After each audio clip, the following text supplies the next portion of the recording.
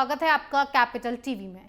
भारत का पड़ोसी देश म्यांमार, भारत का अच्छा दोस्त म्यांमार, जिस पर संकट के बादलों ने अब आशियाना बना लिया है और वहां से लोकतंत्र लगभग खत्म होता दिख रहा है। यहां की पूर्व शासक आंग सान सू की को 4 साल की सजा सुनाई गई है। इस रिपोर्ट में देखिए।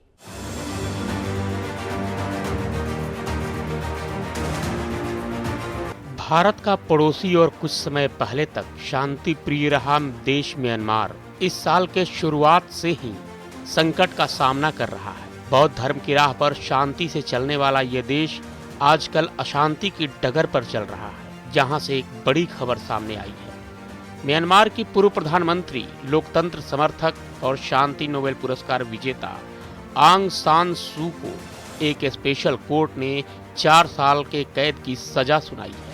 ये सजा उन्हें कोरोना प्रतिबंधों का उल्लंघन करने और लोगों को उकसाने के आरोप में सुनाई गई है। उन पर आरोप है कि फरवरी में जब कोरोना फैल रहा था तब वे लोगों को सेना के खिलाफ भड़का रही थी और कोरोना प्रोटोकॉल का उल्लंघन किया गया था। दरअसल आंग सान सू ने म्यांमार में लोकतंत्र की बहाली के लिए लंबा संघर्ष किया था और उनकी party national league for democracy को नवंबर 2020 में पूर्ण बहुमत मिला, जिसके बाद वे म्यांमार की प्रधानमंत्री नियुक्त हुई थी। लेकिन फरवरी 2021 में सेना ने वहां तख्ता पलट कर दिया और उन्हें अपदस्थ करते हुए हिरासत में ले लिया। उसके बाद 76 वर्षीय सू पर कई केस दर्ज कर दिया गया। उन्हीं में से एक केस में स्पेशल कोर्ट ने ये सजा सुनाई। उन पर आरोप है कि नवंबर 2020 में कोरोना की दूसरी लहर का दौर था और उस वक्त वो बड़ी संख्या में लोगों और अपने समर्थकों को इकट्ठा कर चुनाव प्रचार कर रही थी। इस सजा के ऐलान के बाद अब वे चुनाव नहीं लड़ पाएंगी। एक लीगल ऑफिसर ने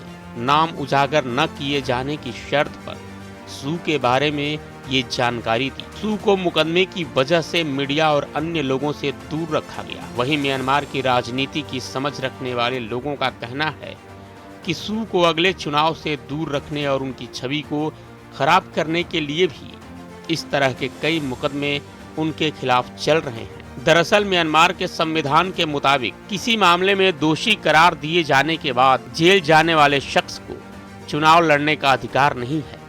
इसके अलावा वह किसी संवैधानिक पद पर भी नहीं बैठ सकता है। ऐसे में माना जा रहा है कि म्यांमार के सैन्य शासन ने सू को सत्ता से हमेशा के लिए बेदखल करने के लिए ये साजिश रची। वहीं ये भी आशंका जताई जा रही है कि सू को सजा सुनाए जाने के बाद कुछ इलाकों में तनाव की स्थिति भी पैदा हो सकती है, क्योंकि जब उनकी गिरफ्तारी की गई थी तो उनके समर्थकों ने कई इलाकों में प्रदर्शन किए थे और लोकतंत्र समर्थक नेता को रिहा करने की मांग की थी। दुनिया भर में महिलाओं के सशक्तिकरण और लोकतंत्र के लिए संघर्ष का प्रतीक बनी आंग सान सू की नोबेल पुरस्कार सम्मान पा चुकी हैं। उन्हें 4 साल की सजा मिलने पर दुनिया भर में रिएक्शन देखने को मिल रहा है और म्यांमार सरकार की नीतियों पर सवाल उठ रहा है।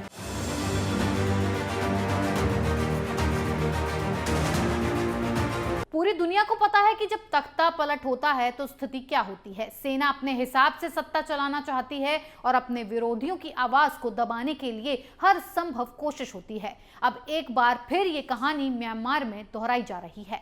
इस खबर में फिलहाल इतना ही। बने रहिए कैपिटल टीवी के साथ। जय हिंद।